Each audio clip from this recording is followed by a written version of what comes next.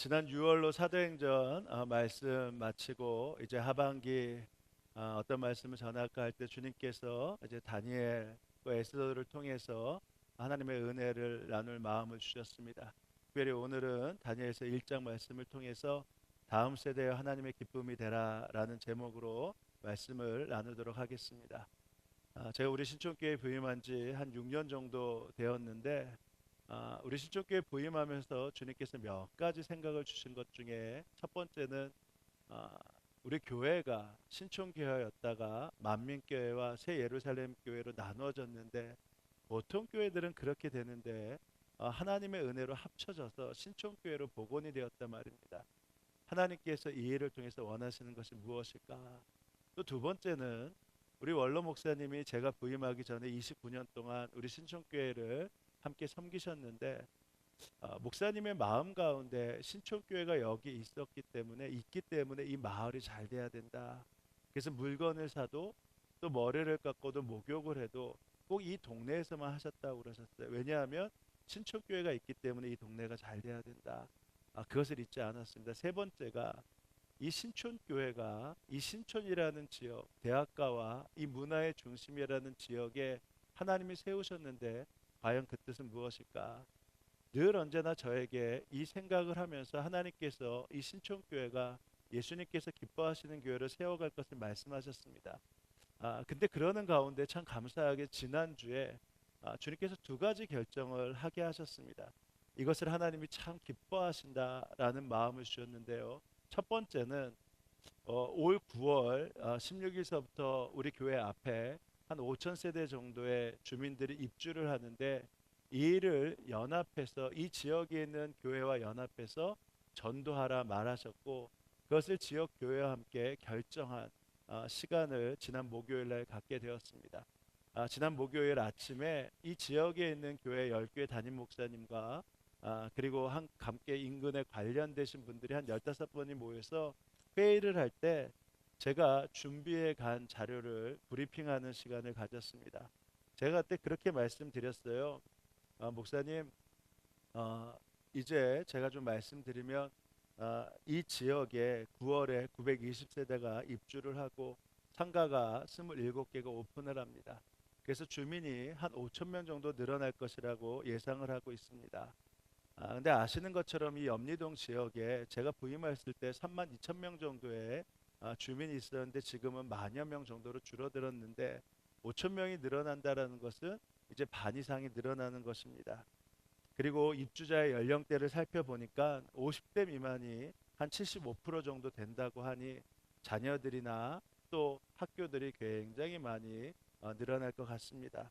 그리고 근거리에서 오는 입주민이 10% 정도밖에 안 된다고 하니 외인들이 와서 이제 이곳에서 새로운 마을 주민으로 정착하게 되는 거겠죠. 그러면서 제가 이렇게 말씀드렸어요. 그러면 그곳에 가서 이제 많은 교회들이 그들을 전도하려고 생각할 겁니다.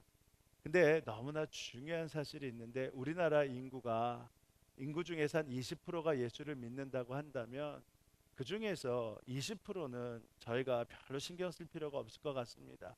그 예수 믿는 20%는 뭐 본인의 교회를 원래 다니던 교회를 다니시든지 아니면 이곳에 이사를 오셔도 자기가 맞는 교회를 다니실 거 아니겠습니까? 근데 정작 중요한 것은 80%인데 80%에게 우리가 어떤 마음을 보이냐가 중요합니다. 근데 요즘에 보니까 다 아세요. 앞 입주만 되면 교회들이 서로 우리 교회 오라고 난리법석을 피는 것을 다 합니다. 그러니까 저희가 80%를 우리가 예수 믿는 사람으로 만들길 원한다면 반드시 연합해야 됩니다. 200가구를 신경 쓰는 것이 아니라 800가구를 우리가 예수 믿게 하도록 한다면 반드시 연합해야 됩니다. 라고 말씀을 드렸어요. 여러분 한번 밖에 나가서 보시면요. 물론 저 위에 염산교회가 있지만 우리 위에서 좀 올라가면 상록 아파트가 있는데 상록 아파트서부터 교회가 몇 교회 있는 줄 아십니까? 상록 아파트 상가에 새로운 교회가 있어요. 그리고 바로 그 옆에 생명줄 교회가 있습니다. 그리고 우리 신촌교회가 있습니다. 그리고 광염 저 밑에 을밀대 대흥역 쪽으로 가면 뭐가 있죠? 거기에 광염교회가 있습니다. 그리고 그 옆에 평화교회가 있어요. 그리고 풍성한교회가 있습니다. 그리고 그 옆에 더 기쁨의 교회가 있어요. 7개가 100m 정도 될까요? 150m 안에 몰려 있습니다. 그래서 제가 그랬어요. 우리가 그냥 연합해서 그 일을 감당하면 그러면 그들이 굉장히 많이 교회에 대해서 도대체 이 동네는 어땠는데 이렇게 연합해서 하냐 그렇게 생각할 거 아니겠습니까? 그래서 연합부스 만듭시다. 그리고 염리동 교회 이름으로 전도지 만들고 티슈 만들고 책자 만듭시다. 그리고 연합회 이름으로 우리가 함께 전도할 텐데 교회 사정상 쉽지 않은 교회도 많이 있을 겁니다. 그러면 우리가 함께 연합해 전도 일정을 마련하면 대부분 우리 교회가 많이 나올 텐데 그때 시간에 맞춰서 나오시면 됩니다.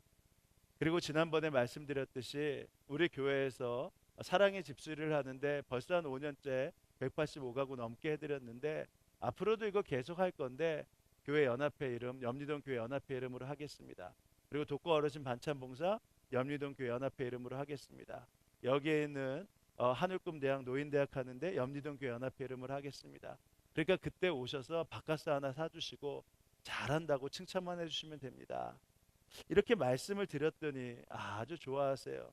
근데 조금 어려운 일이 있는데 이런 거 전도 부스 만들고 또 연합회 또 전도지 만들고 또 물품 만들면 계산해 보니까 비용이 한 1,000만 원 정도 듭니다. 라고 말씀드렸더니 조금 조용해지세요. 그래서 제가 말씀드렸어요. 목사님들 걱정하지 마십시오.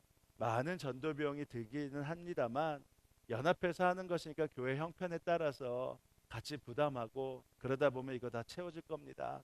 그러고 말씀드렸더니 너무 좋아하세요. 그리고 연합회 전도 담당을 중심을 잡는 분이 계실 텐데 우리 교회 전도 담당이신 유고은 전도사님이 간사로 섬겨주실 것입니다. 감사하게 교회 규모는 다 다르지만 이 일들을 아주 좋게 여기셨고 어떤 목사님은 그러면 염리동뿐만 아니라 저 위에 대흥동까지 연합해서 같이 하자 이렇게 말씀을 하셨습니다. 근데 제가 이렇게 적극적으로 자신 있게 말씀드릴 수 있었던 것은 우리 교회 장로님들이 이 일에 적극적으로 협조해 주시기로 하셨기 때문입니다. 지난주 기획위원회 때 먼저 연합 전도 계획에 대해서 말씀드렸어요. 장로님들에게 이 전도 계획에 말씀드렸을 때 장로님들이 목사님 우리 교회만 전도해도 바쁜데 그러지 맙시다라고 하면 제가 어떻게 하겠습니까? 근데 장로님들이 너무 기뻐하시면서 하나님 나라를 위한다면 오히려 연합하는 게 너무 좋습니다 라고 말씀을 해주셨어요. 게다가 장로님이 이런 말씀도 하셨습니다. 목사님 아예 그렇다면 여기 교회가 많으면 목사님들 가운데 어떤 분은 성경을 잘 가르치실 것이고 어떤 분은 복지를 잘 가르칠 것이고 어떤 분은 원어를 잘 가르치실 것이고 그럴 텐데 그러면 같이 연합해서 그 교회에서는 뭐 예를 들어서 뭐 성경 학교를 열고 여기에선 히브리 학교를 열고 이거는 복사 학교를 열어서 그 시간에 같이 그 교회 가서 배우는 시간도 가지면 좋겠습니다. 뭐 이렇게까지 말씀을 하셨어요. 그래서 제가 자신 있게 이 말씀을 드리면서 얼마나 감사하던지요. 여러분 앞으로요 우리 장로님들께서 믿지 않는 80%를 위해서 함께 앞장서서 나아가시기로 하셨습니다. 그러니까 속회에서도 우리가 믿지 않는 분들을 위해서 나아가는 겁니다. 그러니까 이 일에 적극적으로 함께 섬겨 주시는 겁니다. 그러면 우리 동네가 예수 마을 그리고 교회가 연합해서 하기 때문에 한 교회뿐만 아니라 이 지역에 있는 교회들을 하나님이 기뻐하시면서 부흥시켜 주실 것입니다. 이 일을 지난 목요일 날 결정했어요. 잘했죠. 또 하나 있습니다. 지난 화요일 날은 연대에서 11월 23일 날 토요일인데 4시부터 7시까지 생명사랑 생명존중 문화축제 라이프 워킹 페스티벌이라는 행사를 우리 젊은이 교회 주최로 함께 열기로 했습니다. 라이프 워킹 페스티벌. 이 일에 협조를 구하고자 지난 화요일 날 젊은이 교회 강사로 오셨던 조성돈 교수님이 함께 주관하고 계신 라이프 호프 주최로 열린 워크숍을 저와 그리고 백승국 전사님 그리고 부목사님이 함께 다녀왔습니다. 이 생명사랑 생명존중 라이프 워킹 페스티벌이 뭔가 사실 요즘에 태폐와 타락들 그리고 동성애와 낙태로 물들어가고 있는 것이 오늘날의 현실이 아니겠습니까? 사실 동성애에 대해서 여러 가지 생각이 있고 낙태에 대해서 여러 가지가 있지만 그러나 동일한 마음은요 동성애도 안 되고 그리고 낙태도 안 된다라는 마음은 동일하게 있잖아요. 그 일이 있은 다음에 해석은 각각 다르지만 그러니까 이 신촌이 그 문화의 시작이었는데 이곳의 생명사랑, 생명 존중의 문화를 한번 확산시켜 보고자 이 페스티벌을 이제 개최하기로 했습니다. 근데 하루만 열고 4시간만 하는데 이게 무슨 행사가 그렇게 중요한가? 근데 여러분 아세요? 생각이 바뀌면요, 문화가 바뀐다라는 것입니다. 깨진 유리창 이론이라는 것이 있습니다. 미국의 스탠포드 대학의 필립 교수가 이런 연구들을 했어요. 2대의 자동차를 거리에 놔뒀는데 보닛을 열었습니다. 그러니까 그 말은 사람이 언제든지 올 수 있다라는 것이죠. 근데 한 대의 자동차는 아주 깨끗하고 매끈한 차를 놔뒀고요. 한 대의 자동차는 유리창이 깨진 상황에서 그 차를 그대로 놔뒀습니다. 그리고 나서 일주일이 지나서 와서 보니까 보닛을 열어놨어도 유리창이 깨지지 않고 깨끗했던 차는 그대로였어요. 근데 유리창이 깨어 있는 차는 거기에 있는 부속품, 부품들이 다 없어지고 그리고 나서 그 차도 찌그러져 있었습니다. 그러면서 그때 이 실험을 하면서 이 교수가 뭐라고 했냐면 생각에 따라 사람의 행동이 달라지고 보는 것에 따라 그들의 모습들이 달라진다는 거였습니다. 근데 이 이론을 가지고 검증하신 분이 있어요. 미국의 뉴욕 시장이었던 줄리안이었습니다. 이 줄리안이 시장이 된 다음에 뉴욕의 범죄율이 너무 많은데 이 범죄율을 줄이기 위해서 깨진 유리창 이론을 거기에 적용하기 시작했습니다. 어떻게 적용했나? 뉴욕에서 범죄가 제일 많은 곳이 어딘 줄 아세요? 지하철입니다. 그런데 지하철은 낙서로요 가득 차 있어요. 그래서 그 낙서를 지우기 시작했습니다. 깨끗하게. 근데 어떻게 된 줄 아세요? 맨 처음에 그 일을 하니까 수많은 비난이 있었다고요. 돈을 함부로 쓴다, 억지로 쓴다. 왜 그렇게 쓰냐? 근데 5년 동안 계속해서 그 낙서를 지우는 작업을 했는데 뉴욕의 범죄율이 점점 줄어든 겁니다. 1994년도에 범죄율이 50%가 감소가 됐고요. 이후에 75%가 감소되는 효과가 나타나기 시작했다고 해요. 그래서 생각을 바꾸고 그러면 문화가 바뀌기 시작하고요. 문화가 바뀌면 행동이 바뀌기 시작하는 겁니다. 이것이 바로 깨진 유리창 이론이에요. 우리나라에도 이 깨진 유리창 이론이 적용된 적이 있습니다. 그때가 언제냐면 바로 이경규의 양심 냉장고였어요.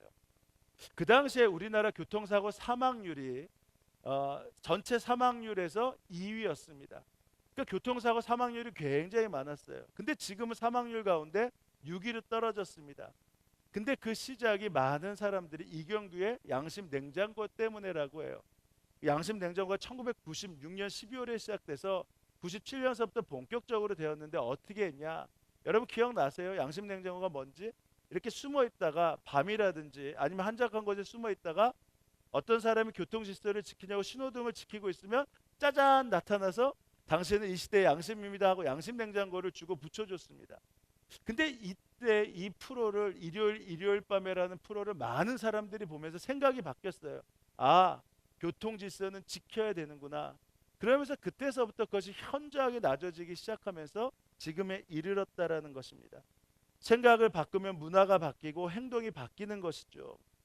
말씀드린 대로 오늘날은 자살과 낙태, 또 낙태하지 않아도 결혼 전에 임신을 하는데 어떻습니까? 연예인들이 그 전에 만약에 임신한 사실이 밝혀지면 어떻게 되죠? 은퇴를 했습니다. 근데 지금은 어떻게 해요? SNS에 이제 제가 결혼합니다. 그러면서 꼭 이런 말은 그렇지만 제가 아기를 가졌습니다. 꼭 결혼 혼수품처럼 얘기를 해요. 당당하게. 그것이 오늘날 문화가 되었습니다. 동성애는요. 말씀드린 대로 동성애의 혐오는 문제다 하면서 그러나 분명한 것은 동성애 자체를 인정하는 경우는 누구도 없지 않습니까? 생명 경시, 성윤리, 타락의 이 사상들이요 TV와 또 퀴어 축제 문화들을 통해서 서슴없이 노출되니까 거기다 인권이라는 이 생각이 더해지니까 어떻게 됩니까? 사람들의 행동들이 바뀌기 시작하는 거예요. 아, 그래도 되는구나. 그러다 보니 생명 경시가 나타나서 OECD 가운데 사망률, 자살률 1위가 우리나라가 되었고 그리고 낙태율 1위라는 불명예가 우리나라가 되지 않았습니까? 국민들의 생각이 바뀌니까 그 문화를 통해 자연스럽게 이런 행동이 나타난 겁니다. 그러면 이제 다시 생각을 바꾸면 문화를 바꾸면 행동이 바뀔 거 아니겠습니까? 누군가는 생명이 존중되어야 된다. 생명을 사랑해야 된다. 이렇게 하는 것이 참으로 생명의 사랑이다라고 이야기하고 문화를 바꾸기 시작하면 얼마든지 생각이 바뀌고 행동이 바뀔 거 아니겠습니까? 그래서 라이프 워킹 페스티벌을 가져야 된다라고 생각을 한 것입니다. 그래서 젊은이 교회와 이 일을 하기로 하고 이번 5월 달에 SMTC 선교훈련을 그 주제로 갖게 되었습니다. 이미 제가 이 생각을 하면서 보니까요, 평촌에도 안양에도 일산에도 파주에도 하남에도 이 일들을 시작한 곳이 많이 있었어요. 그래서 함께 모여서 지난 화요일 날 워크숍을 한 것이죠. 11월 23일 날 그 유플렉스 거기 광장 앞에서 40개의 부스가 세워질 겁니다. 거기에는 생명 존중, 생명 사랑, 자살 예방, 생명의 축복에 대해서 함께 나누고 결정하는 그 부스들을 만들 거예요. 그리고 그 앞에 대형 광장을 만들어서 거기서 무대에서 4시간 동안 그 축제를 가질 겁니다. 그리고 1,500명에서 2,000명이 티셔츠를 같이 입고 피켓을 들고 신촌에서부터 이대까지 2.3km를 돌면서 생명의 사랑입니다. 생명이 존중되어야 됩니다. 생명이 축복입니다. 라고 함께 페스티벌을 갖게 될 것입니다. 근데 이게 우리 교회 여력으로 쉽진 않아요. 비용도 많이 듭니다. 근데 젊은이 교회가 이 라이프 워킹 페스티벌을 위해서 이미 2천만 원 가량을 준비를 했습니다. 그리고 적극적으로 이 중고등학교 그리고 대학교 신촌에 있는 교회 언론에 적극적으로 홍보를 해서 이 일을 함께 해 나갈 것입니다. 왜냐하면 신촌이 문화의 상징, 대학가의 상징이라면 이제는 새롭게 생명의 회복의 상징, 생명의 축복의 상징으로 만들어 가야 하는 것입니다. 그래서 올해 1회지만 퀴어 축제가 계속 열리는 것처럼 하나님께서 허락하실 때까지 라이프 워킹 페스티벌을 매해 열려고 합니다. 영적인 문화들을 바꿔갈 것이고요. 기독교 언론과 단체가 연합해서 이 일들을 만들어 갈 것입니다. 근데 우리 교회도 할 일이 많은데 왜 이렇게 자꾸만 나설려고 할까? 우리 교회 이름이 높아져야 돼서 그럴까? 아니요. 연합을 제대로 하려면 어떻게 되는 것이 아시죠? 어떻게 해야 되는지. 교회 이름이 없어져야 됩니다. 제 이름이 나타나서는 안 됩니다. 그러니까 교회에 비용과 인력이 많이 들어가는데 우리 교회 이름이 나오지 않을 거예요. 근데 왜 이렇게 해야 되죠? 왜 이렇게 연합전도회, 생명 존중, 생명 사랑 라이프 워킹 페스티벌을 왜 해야 됩니까? 여기에 주님의 눈이 있고요. 주님의 마음이 있기 때문입니다. 교회의 존재 가치는요, 생명을 살리는 일입니다. 요한복음 10장 10절에 보면 우리 주님이 이 땅에 하나님 나라를 선포하시고 난 다음에 하나님 나라에 들어갈 생명을 찾기 위해서 이 땅에 오셨다고 수도 없이 말씀하셨습니다. 도둑이 오는 것은 도둑질하고 죽이고 멸망시키려는 것뿐이요, 내가 온 것은 양으로 생명을 얻고 더 풍성히 얻게 하려는 것이라. 주님께서는요, 생명을 빼놓고 말씀하신 적이 한 번도 없어요.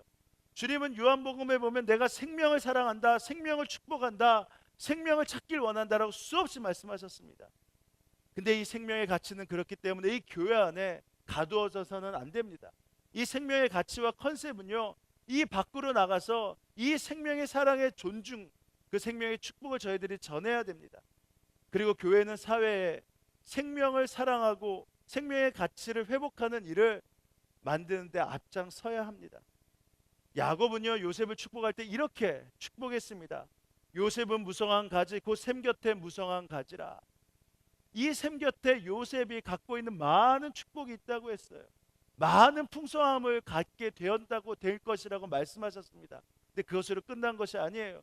교회에서 풍성함을 가지고 교회가 많은 것들을 갖는 것으로 끝나는 것이 아니라 그 가지가 담을 넘었더라. 그 풍성함은 생명을 살리기 위해서 담을 넘어서 세상으로 나가야 한다는 것이었습니다. 그렇기 때문에 교회 안에서 생명뿐만 아니라 이 사회로 담을 넘어서 생명을 전하는 이 사명, 바로 교회가 감당해야 하는 것이죠. 아직 저희가 많이 연약합니다. 그러나 하나님께서 이제는 이 정도 되면 이 일 정도는 감당할 수 있다. 신촌의 신촌교회를 이렇게 세워놓고 연합하면서 하나 되게 만드시고 이곳을 사랑하는 것을 끊임없이 만드셨기 때문에 이제는 할만하다라고 말씀하셨기 때문에 이 일을 향해 나아가는 것이죠.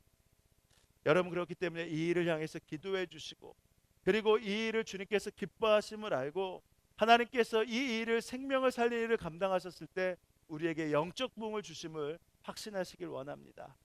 제가 지난주에 결정한 게 2가지예요. 잘했죠. 근데 한 가지 더 여러분과 결정해야 될 것이 있습니다. 오늘 말씀을 통해서 나눠야 되는데, 선교 완성을 위해 앞장서는 교회가 된다면 선교 완성이 땅끝뿐만 아니라 다음 세대가 바로 선교의 완성지다. 이 일을 위해서 우리가 앞장서야 된다라는 그 결정들을 함께 해 주시는 것입니다. 우리 아이들이 수요일이나 또 금요일마다 저녁마다 와서 이곳 로비에서 시끄럽지만 땀을 뻘뻘 흘리면서 아주 재미있게 놉니다. 적게 올 때는 30명 정도 오고요. 많이 올 때는 50명 정도 와요. 나이도 뭐 4살, 5살서부터 6학년짜리 아이들까지 와서요. 엄청 시끄럽게 왔다 갔다 합니다. 게다가 금요 성령 집회 때는요. 매달 첫째 주에는 아이들이 이곳에 와서 찬양이 끝난 다음에 이곳에 와서 앉아서 전도사님을 통해서 5분에서 10분의 말씀을 듣습니다. 근데 어떻게 하냐면요. 아이들이 들어올 때 저희들이 막 개선장구처럼 박수를 쳐줘요. 그리고 나갈 때 막 박수를 쳐줍니다. 그리고 예배가 끝난 다음에 전도사님을 통해서 그 아이들이 기도를 받고 갑니다. 여러분 생각해 보세요. 요즘 시대 밤에 아이들이 밖에서 나가서 놀 공간이 있습니까? 만약에 아이들이 밖에 나가서 논다라고 하면요. 기가 막혀 하실 겁니다. 불안하고 또 많이 걱정하실 거예요. 근데 우리 아이들은 이 밤에 이곳에 와서 마음껏 땀 흘려 논단 말입니다. 얘네들은 예배 시간이 길으면 길수록 좋아해요. 왜냐하면 놀 시간이 더 많아지니까. 여러분 그럴 때 아이들이 나중에 커서 힘들고 어려울 때 내가 가장 행복했던 것이 언제라고 했을 때 그때 교회에서 행복하게 놀았다. 행복하게 있었다. 그리고 예배당에 올 때 축복을 받았다. 그리고 기도를 받았다라고 하면 이 아이들이 가장 힘들고 어려울 때 다시 교회로 들어오지 않겠습니까? 그러니까 그 일들을 저희들이 하고 있는 것입니다. 근데 주님께서 기도할 때 이것으로 만족해서는 안 된다고 말씀하시기 시작했습니다. 이 아이들 이것으로 만족하는 것이 아니라 다니엘처럼 다니엘 같은 용사로 키워야 한다고 지금부터 키워야 한다고 주님이 말씀하셨단 말입니다. 사단이 한국 교회를 무너뜨리기 위해 지금 엄청난 폭격을 가하고 있는데 그 폭격의 주요 대상이 누군지 아세요? 아이들입니다. 사사기 2장에 보면 기가 막힌 말씀이 나옵니다. 그 세대의 사람들도 다 그 조상들에게 돌아갔고 그 후에 일어난 다른 세대는 여호와를 알지 못하며 여호와께서 이스라엘을 위하여 행하신 일도 알지 못하였더라. 이스라엘 자손이 여호와의 목전에 악을 행하며 바알을 섬기고. 지금 가나안을 정복한 세대가 다 죽은 다음에 그러면 원래는 뭐라고 표현을 해야 돼요? 다음 세대입니다. 근데 성경은 분명히 다른 세대라고 표현했어요. 그 말은 무슨 말입니까? 지금 여호수아 세대의 믿음, 가나안을 정복한 믿음을 그들이 유전하지 못하고 오히려 다른 세대가 됐다라는 거예요. 하나님을 알지만 그들이 안식일에서 하나님을 섬겼지만 안식일에는 하나님께 예배를 드렸지만 다른 날에는 바알을 섬기는, 이스라엘 자손이 여호와의 목전에서 악을 행하여 바알을 섬기는 다른 세대가 되었다라는 것입니다. 그들이 하나님을 몰랐다라는 것이 아니에요. 그들이 안식일을 지키는 것을 몰랐다는 것이 아닙니다. 문제는 그들이 세상 가운데서 바알을 섬기는 타협하고 혼합하는 자들로 자라고 말았다라는 것입니다. 성경은 그래서 다른 세대라고 표현한 겁니다. 근데 지금 한국 교회에 이런 현상이 두드러지고 있습니다. 우리 아이들이 부모님을 따라 교회에 나오지만 하나님의 말씀이 없이도 하나님의 음성을 듣지 않아도 평생 교회를 다닐 수 있고, 그리고 분별하지 못해서 혼합과 타협을 얼마든지 하고 있는 세대로 바뀌어가고 있단 말입니다. 이유가 무엇이죠? 어른 세대인 우리가 이들이 예수님 만나는 일을 소홀히 했기 때문입니다. 사단은 다음 세대를 타겟으로 삼고 화력을 집중하고 있는데 우리는 우리 아이들이 교회 다니면 자연스럽게 알아서 예수님 믿는다라는 안일함에 빠져 있었기 때문이죠. 오늘 본문에 보십시오. 다니엘은 그렇지 않습니다. 오늘 본문의 다니엘은 17살이 채 되지 않은 소년이었습니다. 근데 오늘 읽지 않았지만 1절이 이렇게 시작이 됩니다. 유다왕 여호와김이 다스린 지 3년이 되는 해 바벨론 왕 느부갓네살이 예루살렘에 이르러 성을 에워쌌더니. 지금 이 상황이 어떤 상황이냐? 당시 유대 땅에 있던 사람들은 하나님이 우리를 결코 멸하시지 않겠다고 생각을 했어요. 근데 바벨론이 와서 그들을 멸하기 시작합니다. 3차에 걸쳐서 포로를 잡아가요. 이스라엘 유다에 있던 리더들이란 리더들은 다 잡아갔습니다. 그때 많은 소년들도 포로로 잡혀가기 시작했어요. 이때 다니엘과 세 친구도 바벨론의 포로로 잡혀갔습니다. 바벨론의 포로로 잡혀가서 그냥 한 것이 아니에요. 그들에게 바벨론의 언어와 학문을 가르치기 시작했습니다. 바벨론의 언어와 학문이 딴 것이 아닙니다. 우리가 보면 국어, 영어, 수학, 생물, 요즘에 생물이 없나요? 뭐 자연과학, 뭐 그런 것을 가르친 게 아니에요. 그들에게 있어서 점성술, 주술, 마술을 가르쳤습니다. 나중에 다니엘의 직책이 뭐였냐면 박수장이었어요. 마술의 우두머리였다라는 것입니다. 그러니까 그들에게 어떤 것이 아니야, 바벨에, 그리고 바벨론의 신을 섬길 학문들을 다 가르쳤다라는 거예요. 그들에게 그것을 집요하게 가르쳤다라는 겁니다. 그들이 하나님을 믿고 있었지만 그들에게 바벨의 신의 모든 학문들을 가르치고 있었다라는 거예요. 게다가 바벨의 신에게 드렸던 음식까지 먹기 시작했습니다. 성경에는요 또 정확하게 나오지 않지만 이 소년들이 남성성을 잃었을 것이다 라고 신학자들은 분석을 합니다. 왜냐하면 환관장이 이 아이들을 가르쳤어요. 게다가 다니엘은 왕조가 바뀌어도 계속 거기를 섬겼는데 학자들이 봤을 때 다니엘은 결혼했다라는 이야기가 하나도 나오지 않습니다. 그러니까 그가 환관이었다라는 것이에요. 생각해 보십시오. 다니엘은 17살이 되는 이 청소년이요, 남성성을 잃었고요, 나라를 잃었고, 그리고 배우는 학문은 이제 야훼 하나님의 학문이 아니라 바벨론 신을 섬기는 학문을 배우고 있습니다. 또 7절에 보면 어떻게 나온지 아십니까? 그들의 정체성을 바꾸기 위해서 이름까지 바꿔요. 환관장이 그들의 이름을 고쳐 다니엘은 벨드사살이라 하고, 하나냐는 사드락이라 하고, 미사엘은 메삭이라 하고, 아사랴는 아벳느고라 하더라. 분명히 다니엘인데 너는 이제 벨드사살로 살아라. 하나냐, 미사엘, 아사라가 다 이름을 빼앗겼습니다. 여러분, 그 이름을 빼앗긴다라는 것이 그냥 이름 바꾼다라는 것이 아닙니다. 정체성을 바꾸는 거예요. 일제시대 때 우리나라를 침략하였을 때 그들이 왜 창씨개명을 했습니까? 너희들은 이제는 이 대한민국의 사람이 아니라 황제, 일제, 황제의 사람이다라고 이름을 다 바꾼 거 아니겠습니까? 이름을 바꾼다는 것은 정체성을 바꾸는 거예요. 내가 누구인지에 대한 정체성을 다 바꿔가는 것입니다. 예를 들어서 한번 말씀드린 적이 있는데, 신학대학에 가면 강모세, 박이스라엘, 뭐 송시원, 우리 아이들이 좋아하는 최다니엘, 강다니엘인가요? 뭐 김여호수아, 박에스더, 이런 이름이 많습니다. 왜 신학대학 가면 이런 이름이 많죠? 부모들이 이 아이들에게 성경의 이름을 심어주고 그렇게 자라길 바라서였죠. 교회에서는 이런 이름이 익숙한데요, 나이트클럽 갔을 때 웨이터 명함에 저는 김여호수아입니다,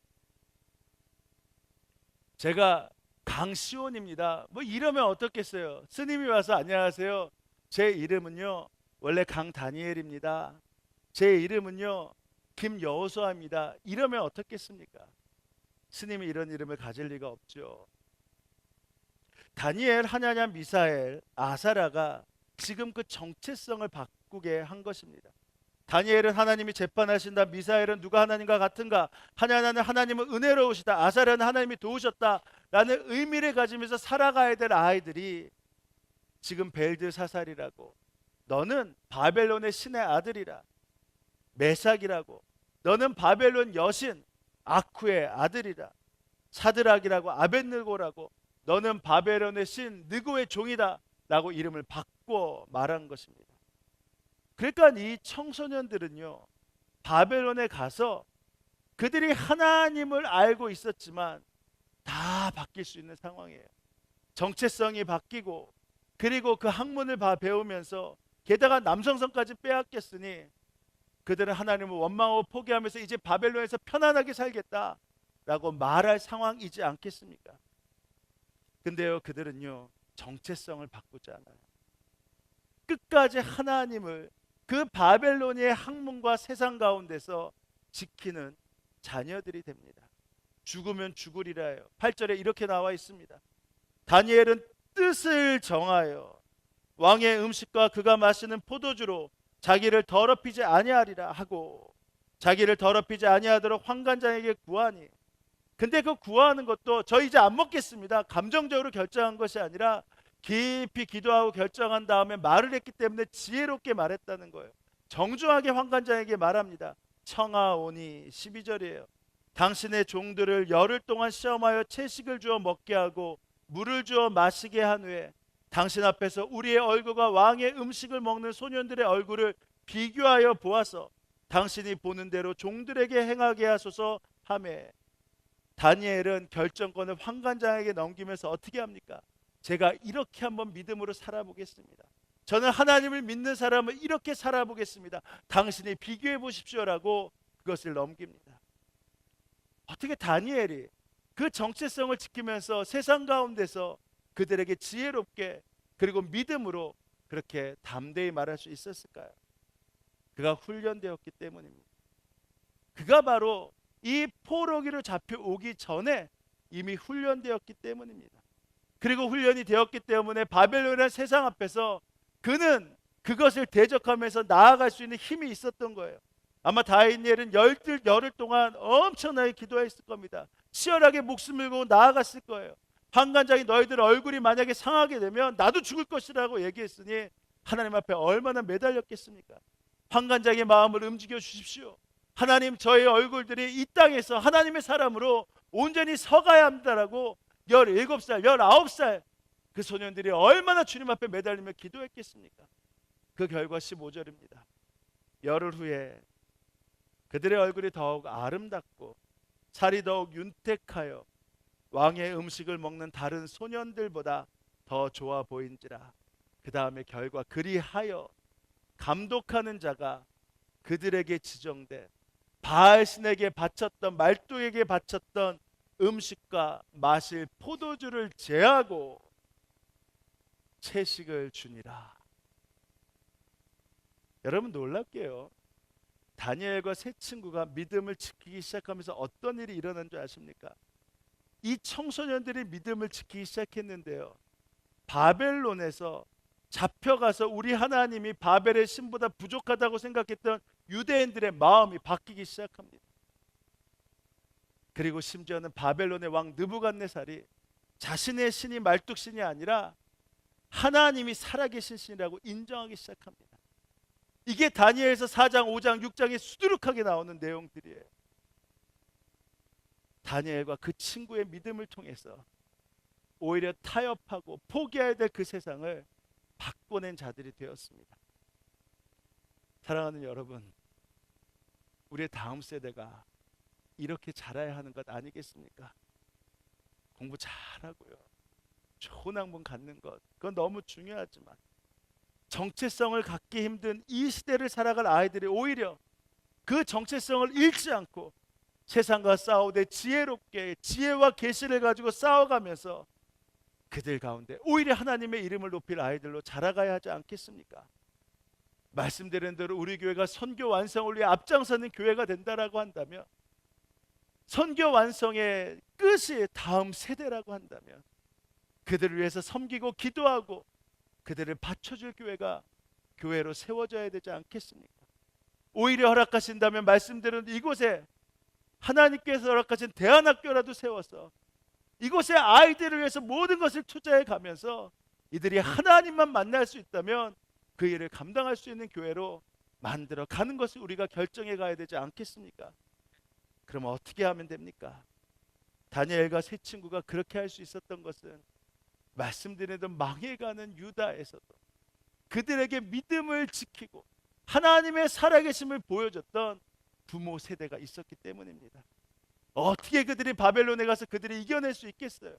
그들의 부모 세대가 망해가고 있었지만 그 유다에서 하나님은 살아계시다, 하나님은 어디에서도 이 세상의 주관자라고 가르쳤기 때문에 그들이 바벨론에 가서도 그들의 정체성을 지키고 믿음을 지키지 않았겠습니까?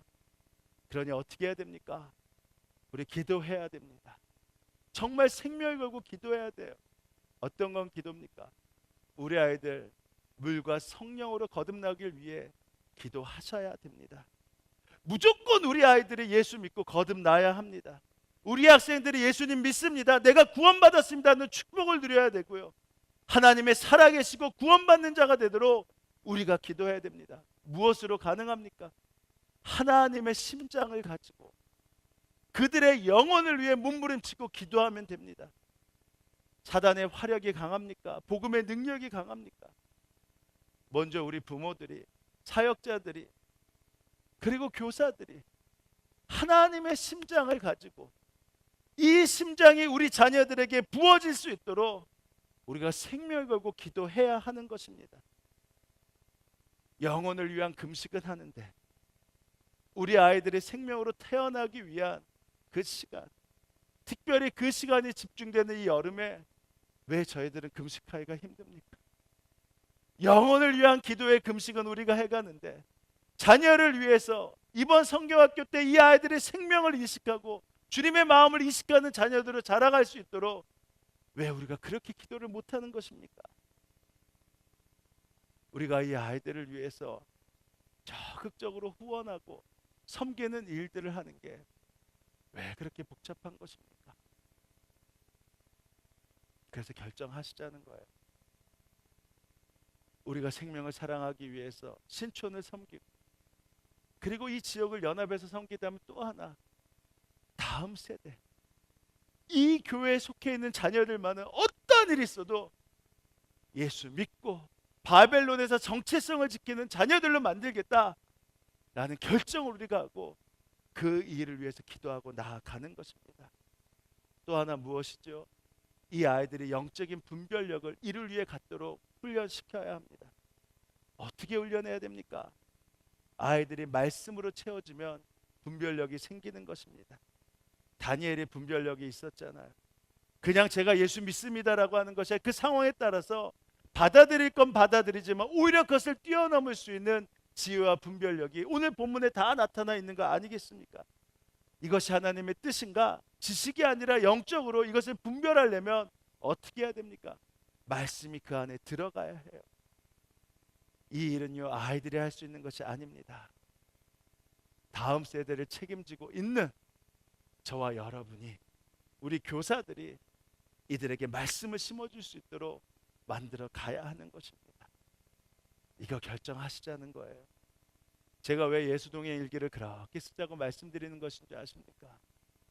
생각해 보세요. 우리 자녀들이 우리 부모님 어떻게 자랐어? 너희들 잘 믿어라고 한때 그게 어디서 증명돼요? 치열하게 매일매일 주님과 함께 동행하면서 싸우면서 주님과 함께 이겨내려고 싸웠던 그 일기들이 쭉 정해져 있으면 그 자녀들에게 이거 봐, 아빠가 이렇게 살았거든, 아빠가 이렇게 직장에서 힘들었는데 그때도 믿음을 지키면서 이렇게 살았어, 아빠 일기 좀 봐, 아빠가 이렇게 살았단 말이야, 엄마가 이렇게 힘들고 어려운데 이렇게 살아왔거든. 그것들을 다 써놓고 난 다음에 자녀들에게 보여줘 보십시오. 우리 자녀들이 믿음 안에서 서지 않겠습니까? 그래서 함께 예수동의 일기를 써 가자는 거예요. 이것은 바로 주님과 내가 함께 살아가면서 다음 세대를 키우기 위한 중요한 도구란 말입니다.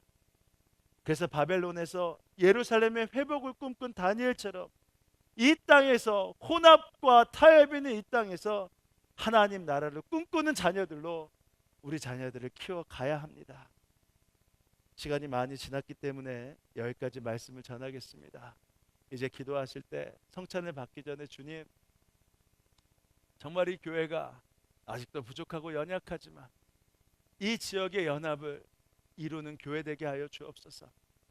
신촌의 문화를 바꾸고 생명을 살리는 문화에 앞장서는 교회 되게 하여 주옵소서. 다음 세대를 책임질 수 있고 성령의 불꽃이 그들에게 임하게 할 때 그 일을 감당케 하는 교회 되게 하여 주옵소서. 특별히 오늘 있을 영화부 성경학교부터 이번 여름 성경학교의 수련회를 통해 우리 아이들 주님 분명히 만나게 하시고 이 일을 감당하는 사역자들에게, 교사들에게 믿음의 능력과 확신을 주시고 성령님 기름 부어 주옵소서. 이렇게 우리 함께 기도하며 나아갑니다. 기도하시겠습니다. 지금은 성부, 성자, 성령 삼일체 하나님의 은혜와 역사가 이 자리에 모인 당신의 자녀들과 그리고 이제 우리를 통해 함께 그 은혜를 누릴 다음 세대와 그리고 이 땅의 교회와 열방 가운데 지금으로부터 영원히 함께하옵시기를 간절히 축원하옵나이다. 아멘.